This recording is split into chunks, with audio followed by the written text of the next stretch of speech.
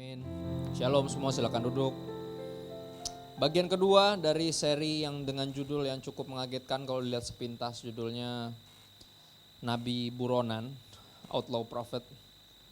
Bagian kedua ini diberi judul The Process. Setelah bagian pertama judulnya The Past, masa lalu, kita belajar tentang Musa dengan masa lalunya. Minggu lalu kita belajar dia lahir di tengah pembantaian dalam kondisi yang bisa dibilang dalam keadaan krisis.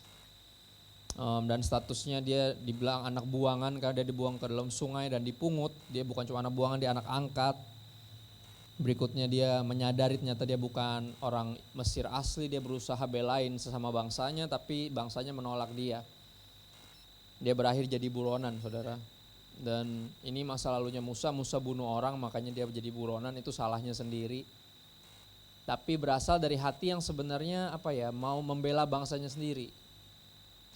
Setiap kita punya sedikit banyak ada benih-benih pahlawan dalam diri kita, benih-benih jagoan kayak berusaha punya simpati bahkan empati terhadap sesama kita sendiri, dan seringkali bentuknya jadi diskriminasi karena kita lebih memilih kaum kita sendiri. Yang bagusnya adalah tadi benih rasa pahlawan tadi, bahasa Inggrisnya heroic, benih itu yang mestinya dikembangkan tapi bukan disalahgunakan. Ketika Musa melakukan pembunuhan kepada mandor Mesir itu, 2 orang mandor Mesir, Musa menyalahgunakan dia punya otoritas pada saat itu karena dia pikir dia anak angkat raja, jadi dia pikir dia bebas ngapain aja gitu, saudara. Dia lupa ada hukum yang berlaku bahkan di negaranya sendiri, apalagi terhadap dia yang bukan orang Mesir asli. Kita lanjut, kita sambungin pembahasan kita. Hari ini akan bahas tentang the process. Sebuah proses yang Tuhan kerjakan dalam hidup Musa, dan saya percaya kita semua pernah, bahkan saya yakin masih di dalam proses ini. Jadi setiap manusia, saya percaya sepanjang hidup kita terus diproses sehingga makin serupa seperti Kristus. Jadi proses sesuatu yang terus berlangsung sampai kita mati atau Tuhan datang lagi. Beberapa hamba Tuhan menyebutnya sebagai sekolah kehidupan. Ya, jadi kita nggak pernah lulus sampai kita mati. Dan itu benar, dan ini proses dalam hidup Musa, dan kita akan lihat korelasinya dalam kehidupan kita. Di Keluaran 2 kita mulai ayat 15, kita jemput yang kita minggu lalu hentikan di ayat 14, kita lanjut ke ayat 15 dari Keluaran 2. Hari ini judulnya The Process, lebih tepatnya The Humbling Process atau proses untuk merendahkan diri kita, untuk menjadikan kita rendah hati. Ya. Keluaran 2 mulai ayat 15.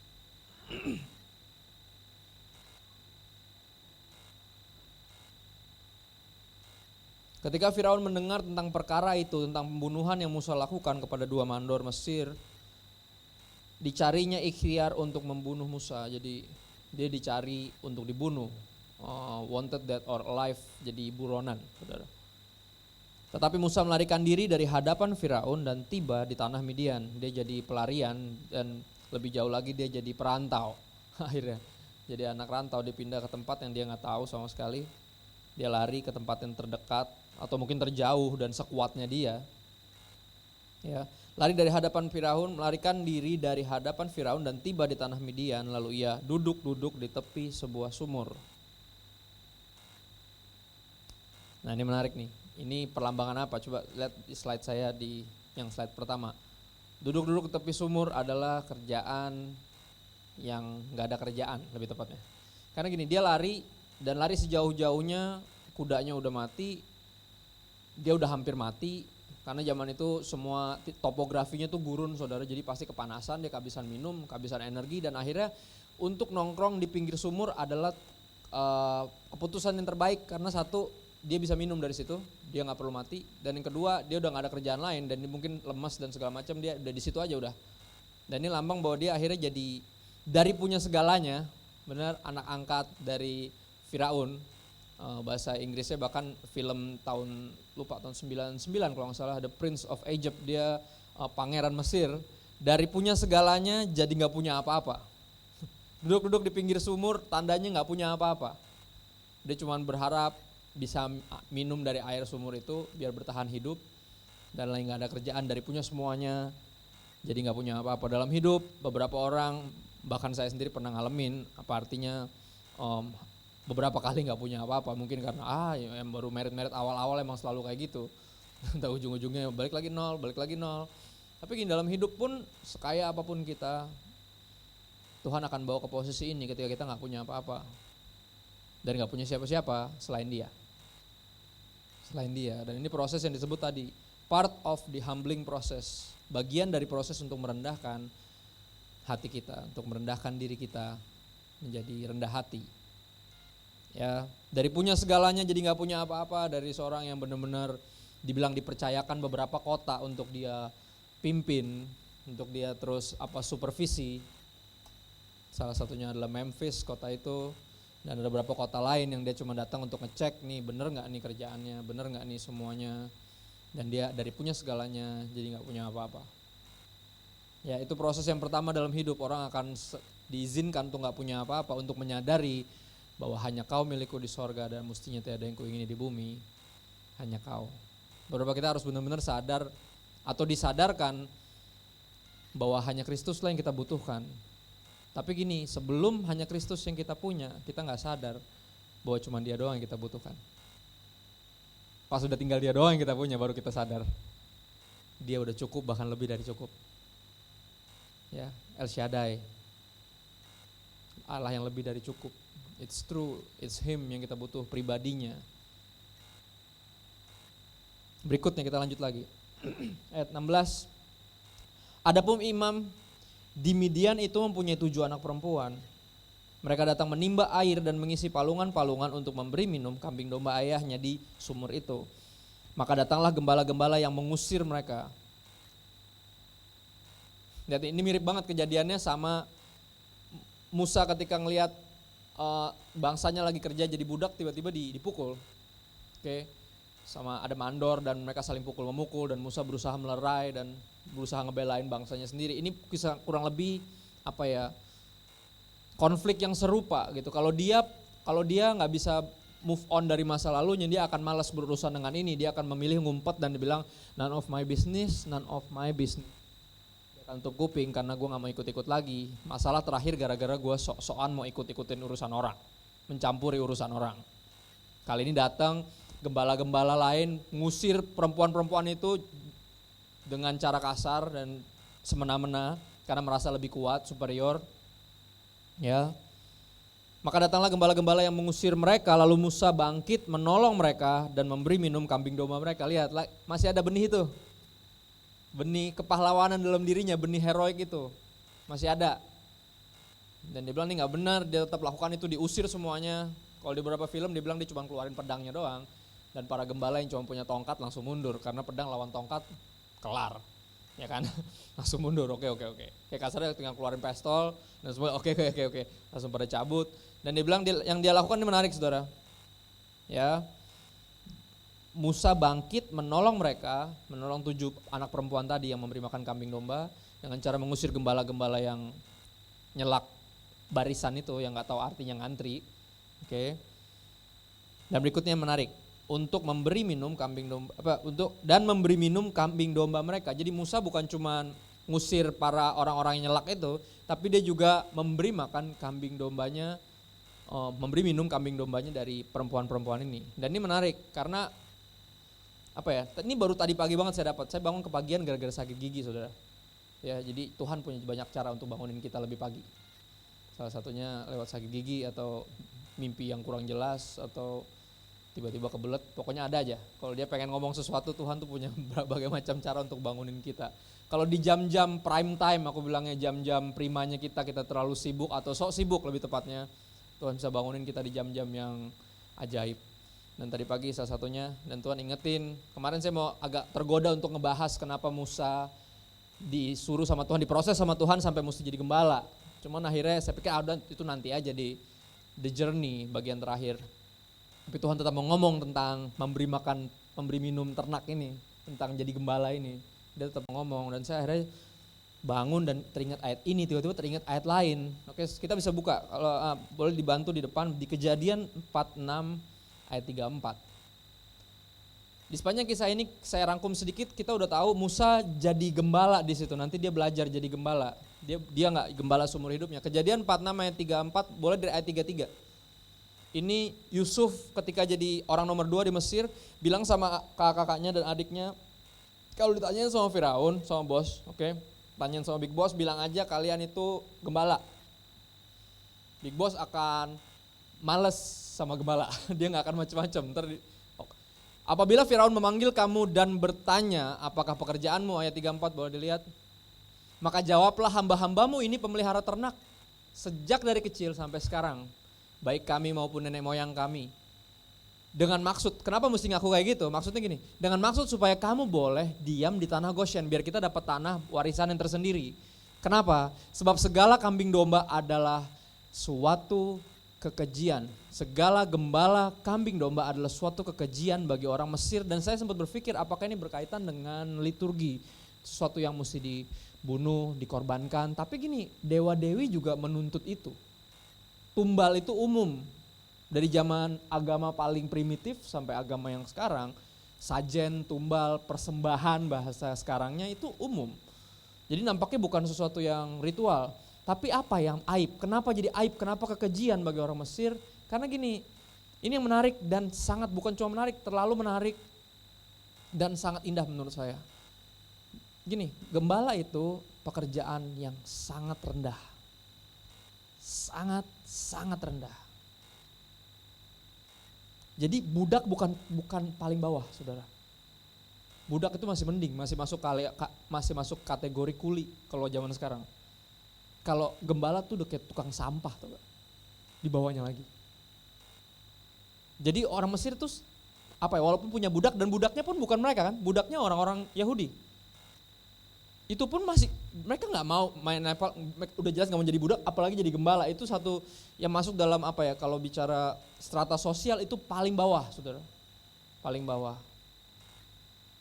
Gembala paling bawah, dan dibilang kekejian. Saya baca Alkitab saya yang saya punya tentang yang berkaitan dengan arkeologi, dan saya baca benar ini lebih berkaitan masalah budaya, jadi lebih ke strata sosial yang paling bawah. Jadi dibilang karena gembala di sana deh, dikasih satu daerah khusus untuk sono deh, gembala-gembala ini sono deh, jijik banget gitu, malas bergaul sama gembala. Karena itu strata sosial paling rendah. Jadi di sini kita bisa lihat dia dari seorang pangeran, the Prince of Egypt, jadi gembala domba. Jadi dari yang strata sosial cukup tinggi, bahkan termasuk paling tinggi, pangeran, saudara, itu tinggi banget pangeran. Ya, jadi yang paling rendah. Dan ini kenapa indah? Karena ini yang dilakukan oleh Yesus. Benar? Pangeran kerajaan sorga, tinggalin sorga jadi manusia dan jadi apa? Jadi gembala. Gembala yang baik. Menarik, terlalu menarik. Makanya yang saya bilang, akan datang seorang nabi seperti aku. Ketika Musa ngomong gitu, udah jelas bukan nabi-nabi yang lain, pasti bicara tentang Yesus. Dia yang adalah pangeran kesayangan sorga, dia bilang gitu.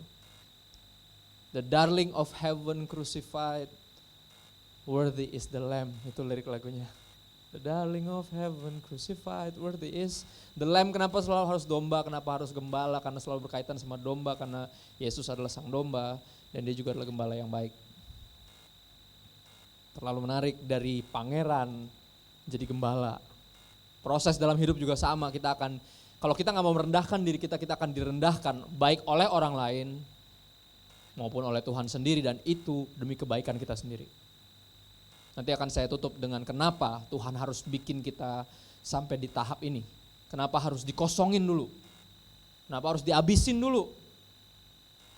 Karena Tuhan mau pakai kita sepenuhnya. Kalau gak habis, kita akan bingung nanti apakah Tuhan pakai saya atau saya yang mampu sendiri. Kalau belum dinolin tuh kayak gitu. Kita agak-agak masih punya sedikit kesombongan karena ya gue berbakat. Oke lah, banyak backingan teman-teman, banyak kok. Kita agak-agak kurang percaya bahwa semua ini hanya berdasarkan kekuatan Tuhan. dan oleh anugerahnya. Ya, dari pangeran jadi gembala domba, saudara. Tadi yang pertama dari punya segalanya jadi gak punya apa-apa, dan kedua dari pangeran jadi gembala domba, suatu proses dalam hidup, pembelajaran, dan semua orang harus melalui proses ini, disebutnya proses pendewasaan. Saya akan terus mengingatkan kita bahwa nanti yang datang bukan cuma hakim tapi mempelai pria. Nanti bukan cuma ada penghakiman tapi ada pernikahan, dan gak ada anak kecil yang married.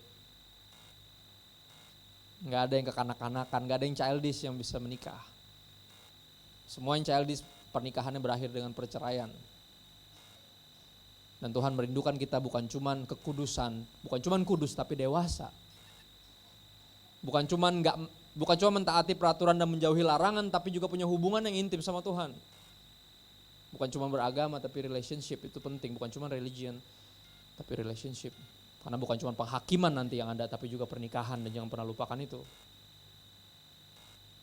Maka dia akan proses kita dari pangeran jadi gembala. Dan di dalam penggembalaan inilah kita belajar banyak hal tentang hidup. Ya. Berikutnya kita baca lagi. Ayat 18, ketika mereka sampai kepada Rehuel ayah mereka, si imam dari Midian itu. Berkatalah ia, Rehuel ngomong, mengapa selekas itu kamu pulang hari ini, kok cepet banget baliknya? Bahasa gampangnya itu, saudara. Tumben, biasanya agak lebih sore. Kok cepat? Jawab mereka, seorang Mesir menolong kami terhadap gembala-gembala, bahkan ia menimba air banyak-banyak untuk kami dan memberi minum kambing domba. Boleh slide saya dimunculin? Ini menarik kata-kata ini. Seorang Mesir. Bahasa Indonesia masa kini, ada seorang Mesir yang menolong kami dari gangguan gembala-gembala lain. Ia malah menimbakan air untuk kami dan memberi minum ternak kami. Lihat, ada seorang Mesir. Lihat, artinya apa? Dari terkenal jadi bukan siapa-siapa. Bahkan mereka gak tahu siapa yang nolongin. Di Mesir terkenal banget, saking terkenalnya jadi buronan. Semua orang tahu dia. Dari dia berdiri di sebelahnya anaknya Firaun beneran, yang akan jadi Firaun berikutnya, sampai dia jadi pembunuh. Semua orang Mesir kenal dia, dari terkenal jadi bukan siapa-siapa. Dalam hidup itu akan terjadi seringkali. Dan beberapa kita perlu jadi buronan dulu untuk diproses sama Tuhan. Dan percayalah, sebagian besar atau semuanya biasanya berdasarkan kesalahan kita sendiri. Tapi Tuhan bisa pakai bahkan kesalahan kita untuk memproses kita. Lihat, di dalam kehidupan seorang Kristen yang sejati yang dipilih dari semula untuk menjadikan serupa dengan anaknya, ya, bahkan kesalahan kita bisa dipakai sama Tuhan sebagai pembelajaran yang berharga. Berbicara pembelajaran yang berharga, bicara ada harga. Ya. Pelajaran yang paling mahal adalah pelajaran yang menghabiskan hampir seluruh hidup kita. Tapi itu demi kebaikan kita sendiri. Untuk mengajarkan kita bahwa manusia hidup bukan cuma dari roti saja, dari uang saja, dari kenalan saja, tapi dari setiap firman yang keluar dari mulut Tuhan. Di dalam keterpurukan kita ketika nggak punya apa-apa, ketika nggak punya siapa-siapa, kita cuma bisa lari kemana? Cuman ke Dia doang. Di buku ini kita temukan buat apa sebenarnya kita dilahirkan, dan untuk apa sebenarnya kita mestinya hidup, untuk siapa. Di kata-kata ini, di buku tua ini. Saudara mungkin tahu Michael Phelps, mungkin dia nggak juara renang kemarin, kalah sama, bisa dibilang tahun 2008 seorang perenang dari Singapura, masih kecil banget. Dia ngefans banget sama Phelps, ada fotonya di Twitter. Dia foto sama Phelps tahun 2008, tahun 2016 dia kalahin Phelps. Phelps ini juara dunia, saudara, olimpiade dan non olimpiade, juara dunia renang dari Amerika. Terus emas, dan dia tahun ini diprediksi dapat emas, tapi sekali lagi kenapa Tuhan izinkan dia kalah. Walaupun dia baru ngaku, ternyata dia pernah membunuh diri, saudara. Dan ini menarik, di dalam semua kepopulerannya dan keterkenalannya dan terkalahkannya dia. Bahasa apa sih? Ya udah pokoknya itulah. Dia tuh tidak terkalahkan, di dalam keadaan tidak terkalahkan aja lagi sukses-suksesnya dia mau bunuh diri. Dia nggak tahu tujuan dia hidup, dan saudara mesti ngerti buku apa yang nyelamatin hidupnya. Buku yang sama yang Tuhan pakai untuk memproses hidup saya bukan hanya Alkitab, tapi namanya The Purpose Driven Life. Buku yang itu. Buku kedua terlaku sepanjang sejarah setelah Alkitab. Purpose Driven Life dia temukan, dia hampir bunuh diri tapi gara-gara buku itu dia diselamatin. Kemarin dia kesaksian.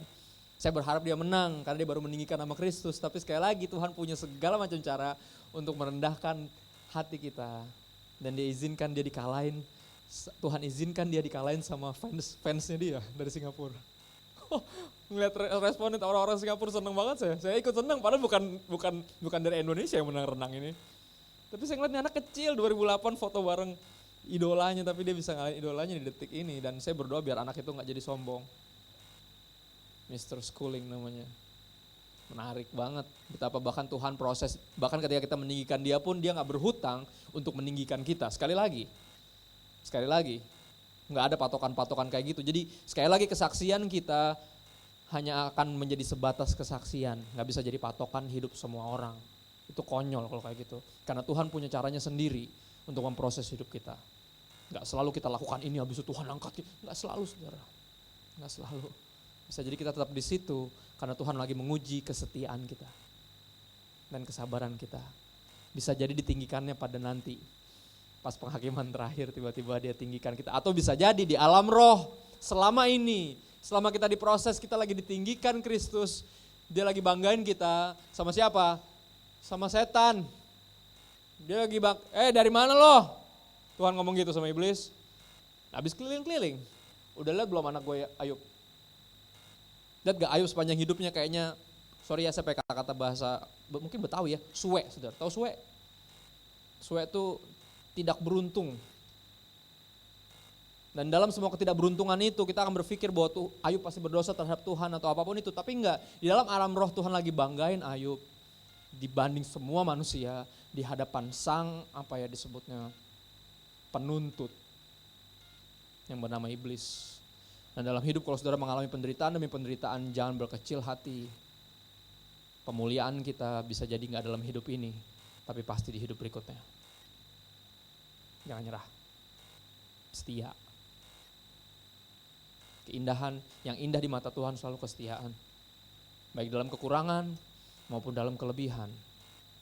Dari masih kekurangan murah hati sampai berkelebihan akan murah hati. Saudara mesti ngertiin ini. Biar pada akhirnya kita didapati bukan hanya sebagai orang yang percaya kepada Tuhan, tapi sepanjang hidup kita didapati sebagai orang yang bisa dipercaya sama Tuhan. Dan itu penting. Bukan hanya percaya, tapi bisa dipercaya. Dan terus didapati setia dalam segala perkara apapun, sekecil apapun. Dan ini yang terjadi, Musa diajarin untuk mulai dari nol, kayak di pom bensin. Kita mulai dari nol ya? Lu aja sendiri. Kita mulai dari nol ya. Selalu ngomong gitu. Dan ini dia, dalam hidup Tuhan akan balikin kita ke titik nol terus. Untuk terus kasih tahu bahwa lu tuh gak bisa tanpa gua. Tuhan kayak mau ngomong gitu, lu tuh gak bisa, lu bukan siapa-siapa, gak bisa apa-apa tanpa aku. You need me. Langit dan bumi akan lalu lenyap, tapi firman Tuhan tinggal tetap, you need me. Semua akan pergi meninggalkan, semua akan mengecewakan, tapi aku tidak pernah, never leave nor forsake you, you need me. The humbling process of life. Dari punya segalanya jadi gak punya apa-apa, dari pangeran jadi gembala domba. Dari terkenal jadi bukan siapa-siapa. Dan disinilah Musa dikasih kesempatan kedua untuk mulai dari nol. Karena dia gak mulai dari nol. Dia mulai dari atas. Kisah Musa kebalikannya Yusuf, saudara. Yusuf mulai dari nol. Musa mulai dari atas. Tapi semuanya akan dibawa kepada titik kesadaran bahwa semuanya ini Tuhan, bukan kita. Mau mulai dari atas atau mulai dari bawah, gak ada hubungannya, gak ada matter karena Tuhan tidak melihat rupa dan tidak melihat harta. Jadi jangan patokin kesuksesan orang dari kekayaannya. Di mata Tuhan yang namanya sukses adalah setia. Baik dalam kelebihan maupun dalam kekurangan, setia. Terus mengiring Tuhan. Jadi baik kelebihan maupun kekurangan dua-duanya ujian, jangan ada yang gagal. Beberapa kesaksian hamba-hamba Tuhan besar membawa kita berpikir punya paradigma yang sempit dan cetek, berpikir bahwa ini cuma tentang setia dalam perkara kecil, habis itu dipercaya perkara yang besar. Dan habis itu kalau dapat kekayaan pikir, oh ini buat gue semua kan, ini hasil kerja keras gue dari nol. Gue udah setia, Tuhan udah kasih gue perkara yang besar. Hey, semuanya ujian, dari kekurangan sampai kelebihan. Kekurangan adalah ujian untuk belajar mengandalkan Tuhan dan bukan yang lain. Dan kelebihan adalah ujian untuk belajar murah hati seperti Bapamu murah hati. Jangan berpikir itu upahmu. Upahmu besar di sorga, dari kecil kamu tahu lagu itu. Dari kecil kita tahu lagu itu. Haleluya, Tuhan Maha Kuasa. Ya kan? Haleluya apa? Upahmu besar di sorga. Lagu apa itu? Upahmu besar di sorga, lagu apa itu?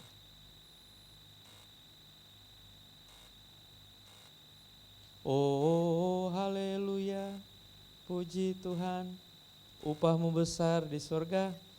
Di depannya apa? Yesus itulah satu-satunya penolongmu yang sungguh, dia berjanji akan kembali. Itu lagu lama sebenarnya, bukan lagu sekolah minggu. Tapi saya ingatnya sebagai lagu sekolah minggu, dan sejujurnya itu salah satu lagu paling powerful yang saya pernah dengar dan mengingatkan saya bahwa upah saya besar di surga. Nggak selalu di sini. Jadi kalau di sini diizinkan kaya, nggak berpikir ini upah, bukan. Ini ujian demi ujian karena ini sekolah kehidupan yang baru berakhir ketika kita mati atau Tuhan datang lagi. Jangan pernah lupa itu. Kalau nggak jadi sering lupa daratan, ingat lautan, dan di lautan banyak cewek matre karena cewek matre ke laut aja. Benar, orang tuh suka kayak gitu. Hamba Tuhan luar biasa, udah punya banyak duit, tiba-tiba punya simpenan kayak.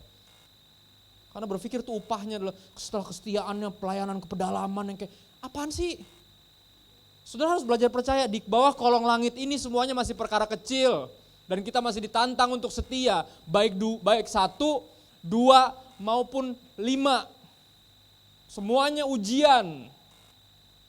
Yang 5 akan ditanyain diapain aja, oh dia jadi 10, Tuhan puji Tuhan kamu setia masuk dalam kebahagiaan Tuhanmu. Yang 2 gimana? Jadi 4, oh bagus sekali kamu setia dalam perkara kecil masuk dalam kebahagiaan Tuhanmu. Yang 1 gimana? Ditanam, karena pikir apa? Gue miskin, nah, lu mau nuntut apa dari gue? 1, 2, 5, semuanya ujian, gak ada semuanya yang 5, oh ini upah kesetiaan aku. Gak ngomong gitu dia. Kamu telah setia dalam perkara kecil, dari yang 5 dan 2 dan 1, Tuhan bilang semuanya perkara kecil di bawah kolong langit ini. Camkan dalam jiwa kita, ini semua perkara kecil yang kita harus belajar setia. Dan upah kita di sorga. Nanti. Jadi jangan tuh berpikir foya-foya nih hasil kerja keras saya. Come on, kita Kristen, kita gak diajarin itu. Kita diajarin untuk setia.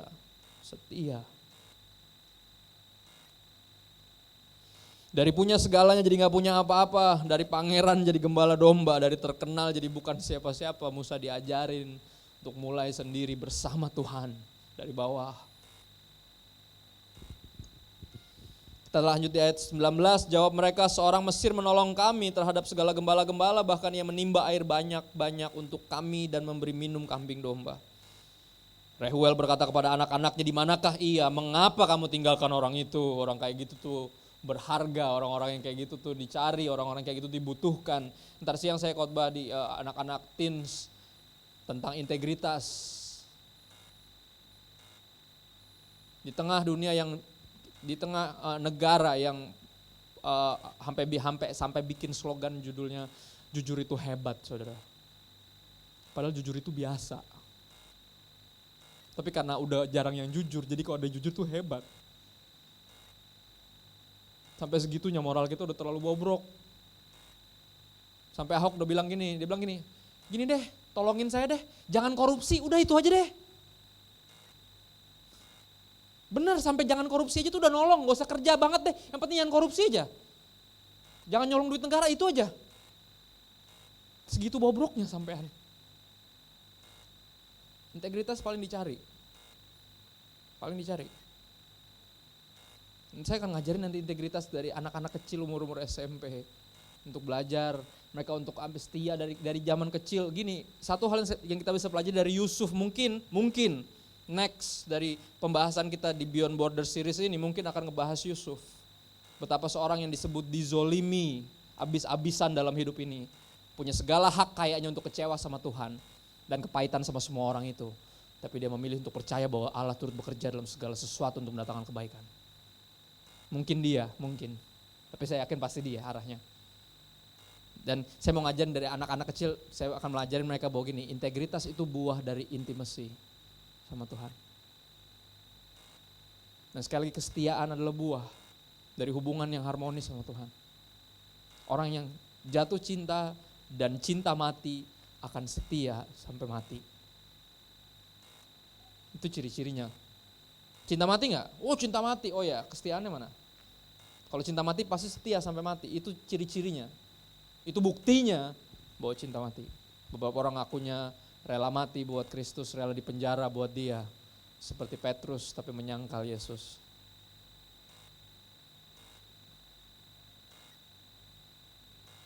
Dan sampai kita dapati tidak setia. Kayak ada lagu itu kan, selidiki aku lihat hatiku, Daud ngomong gitu. Ku berjuang sampai akhirnya kau dapati aku tetap setia.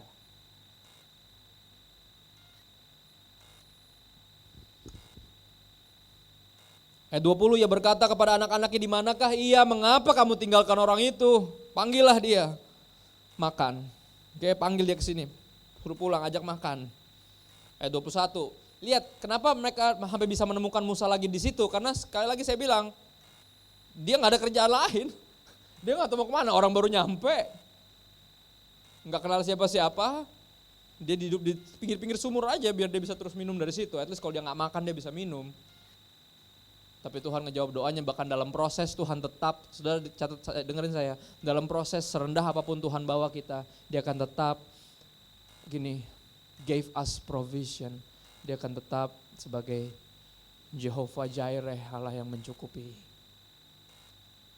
Menarik, karena proses ini bukan untuk menghancurkan kita, tapi untuk membentuk kita menjadi indah. Jadikan aku indah yang kau pandang mulia, seturut karyamu dalam hidupku, ajarku berharap hanya kepadamu, taat dan setia kepadamu Tuhan, lagu itu. Bahkan dalam proses hidup sekeras apapun Tuhan masih menyediakan bagi kita. Dia belum makan pasti, dia cuma minum aja sampai kembung udah di pinggir sungai, pinggir sumur situ. Tapi somehow tiba-tiba ada yang ngundang makan. Udah kayak, makan, udah gak inget kapan terakhir gue makan. Ayat 21, Musa bersedia tinggal di rumah itu, lalu diberikan Rehuelah Zipora anaknya kepada Musa. Ini sebuah proses, saudara, bukan tiba-tiba habis makan kayak kenyang terus kayak, mau gak jadi suami anak saya? Ya enggak kayak gitu, dia kerja dulu jadi gembala, ada prosesnya. Kalau siapa namanya? Yang kerja 7 tahun terus dikerjain 7 tahun lagi buat dapetin anak orang. Di Alkitab, kuis Alkitab doang nih, Yakub, ya kan? Kira-kira Musa ada prosesnya gak? Ya masa gak ada? Emang saudara mau ada yang kawinin anak saudara gak ada prosesnya gitu? Tiba-tiba datang makan gitu kayak, main aku ketemu orang tadi nolongin aku, abis hampir dijamret, oh ya mana sini ajak makan? Tiba-tiba kayak, mau gak jadi suami anak saya? Ya gak mungkin lah. ada apa ya? Ada yang mesti dikerjain dulu lah sama dia, gila. Masa main makan dulu, mampir makan terus dari jalanan tiba-tiba jadi suami, serius aja loh. Ya kan cinta itu buta tapi gak gitu-gitu amat saudara. Pasti ada prosesnya, ayatnya kayak gini doang, tapi saya percaya ada yang disingkat di sini. Karena intinya adalah Musa setia pasti dalam perkara kecil, Tuhan akan percaya lebih gede lagi, tapi semuanya masih kecil, semuanya masih ujian dan jangan sampai gagal. Jangan sampai gagal. Musa bersedia tinggal di rumah itu, lalu diberikan Rehuelah Zipora anaknya kepada Musa. Ayat 22, perempuan itu melahirkan seorang anak laki-laki, maka Musa menamainya Gersom. Sebab katanya, aku telah menjadi seorang pendatang di negeri asing, dia jadi seorang perantau. Dan ini menarik, apa intinya dari the humbling process, apa intinya dari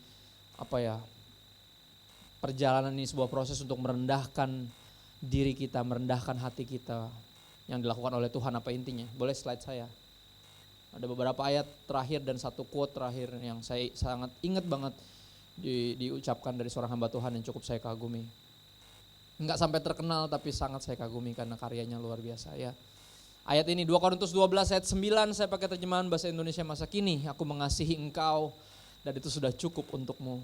Tuhan ngomong gitu sama Paulus yang berdoa untuk Tuhan angkat duri dalam daging 3 kali. Tapi Tuhan gak kabulin. Karena dalam hidup engkau membutuhkan duri dalam daging itu untuk terus ingat sama Tuhan. Kita akan punya kelemahan-kelemahan tubuh yang akan terus membuat kita ingat sama Tuhan. Keterbatasan-keterbatasan yang akan terus membuat kita ingat sama Tuhan. Karena Tuhan baik bukan karena Tuhan jahat. Aku mengasihi engkau dan itu sudah cukup untukmu Paulus, I love you and that's enough. Hanya itu yang kau butuh tahu dan harus percaya, I love you and that's enough. El Shaddai, I am enough, even more than enough for you. Tuhan ngomong sendiri sama Paulus, sebab kuasaku, kuasa Tuhan justru paling kuat kalau kau dalam keadaan lemah. Sekali lagi proses ini untuk menunjukkan kepada kita seberapa lemahnya kita dan tidak berdayanya kita tanpa Tuhan. Mengajarkan kita untuk kembali mengandalkan Dia. Satu-satunya yang layak diandalkan. Sebab kuasaku justru paling kuat kalau kau dalam keadaan lemah. Itu Tuhan yang ngomong sendiri loh. Jadi sejatinya seorang Kristen, seorang hamba Tuhan adalah bukan mereka yang kuat, lebih kuat dari yang lain bukan. Tapi mereka yang lemah dan di dalam kelemahan mereka sadar bahwa kekuatan mereka hanya Tuhan. Yang bisa membuat mereka sampai ada di sini karena Tuhan. Hidup Kristus mati untung. Hidup hanya untuk memberitakan Kristus dan mati ketemu Kristus. Saya tutup dengan satu quotes ini. Sangat indah dan terus terngiang di kepala saya dari pertama saya dengar sampai sekarang. Seorang hamba Tuhan bernama Michael Sony Suryawan berkata, kita dikosongkan agar Tuhan dapat mengisi kita sampai penuh. Ini menarik. Kita dikosongkan sampai kita gak bisa ngandelin diri kita sendiri, gak bisa ngandelin siapa-siapa. Biar ketika kita bisa mengerjakan apapun dalam hidup ini, kita tahu itu semua Tuhan. Itu Dia yang memakai kita secara full. Kita dikosongkan agar Tuhan dapat mengisi kita sampai penuh. Penting kan dalam hidup. Ilustrasinya anggap saya mau pakai air-airan, cuma takut nanti becek-becek di sini ya. Saudara bayangin sendiri ya. Anggap ada gelas yang setengah penuh. Setengah penuh artinya setengah kosong. Setengah mati artinya setengah hidup, sama aja. Sama-sama setengah. Ya. Kalau dia setengah kosong, ini anggap setengah kosong dari gelas kita adalah kekuatan kita sendiri. Kita masih punya backingan, masih punya tabungan, masih punya macam-macam yang kita andelin. Ya. Terus Tuhan mau pakai kita. Tuhan hanya bisa masukin setengah dari dirinya untuk memenuhi setengah kebutuhan kita. Jadi nanti ketika kita full, kita bingung itu Tuhan atau kita. Karena udah kecampur. Dan beberapa orang yang sombong adalah yang udah lupa bahwa tanpa Tuhan dia bukan siapa-siapa dan gak bisa apa-apa. Seringkali karena dia punya modal setengah tadi. Jadi modal perjalanan pelayanannya tuh 50-50 saudara. Sahamnya setengah-setengah. Jadi dia agak mulai suka sombong. Karena dia pikir ini dia. Kenapa Tuhan seringkali pakai orang dikosongin dulu. Karena mereka yang akan dipakai full adalah mereka yang dikosongin dulu. Sehingga mereka tahu persis kekuatan berasal dari siapa, hikmat berasal dari siapa, kemampuan berasal dari siapa, kesempatan berasal dari siapa, dan berkat berasal dari siapa. Dan segalanya berasal dari siapa, dari Dia, oleh Dia, dan untuk Dia. Bukan yang lain. Kita dikosongkan agar Tuhan dapat mengisi kita sampai penuh. Semua hamba Tuhan punya prosesnya, dan kalau kita semua hamba Tuhan, kita punya proses kita. Jangan lari dari proses, rugi.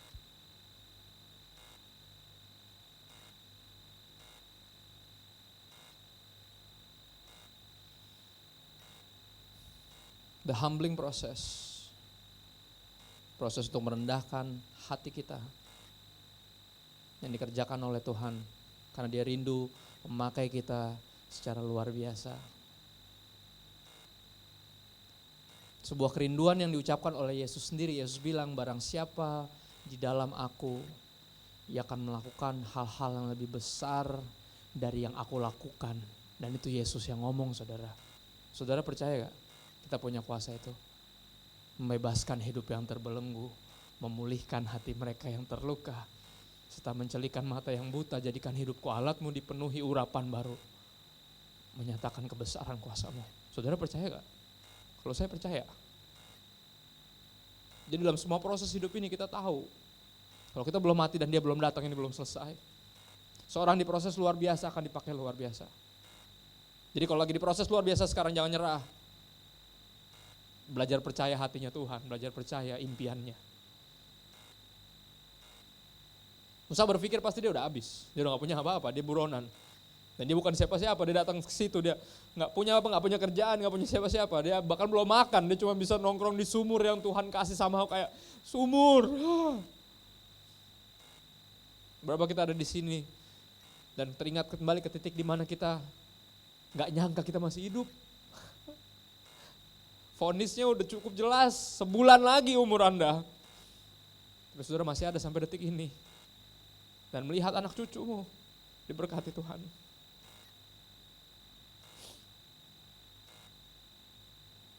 Dengan semua kesalahan yang udah pernah kita lakukan dan kebodohan dan kesombongan kita. Tapi kita bukan cuma bertahan hidup, tapi Tuhan pakai kita. Bukankah itu luar biasa? Jangan bilang mujizat itu gak ada. Jangan jadi pribadi yang gak percaya mujizat. Saudara masih ada di sini, itu mujizat Tuhan. Itu mujizat yang paling luar biasa. Dalam hari ini 24 jam belum tentu kita pakai 2 jam buat Tuhan. Bisa jadi 2 jam sambil setengah-setengah ngantuk, setengah-setengah bosan, setengah-setengah lapar. Tapi Tuhan bangunin kita pagi ini.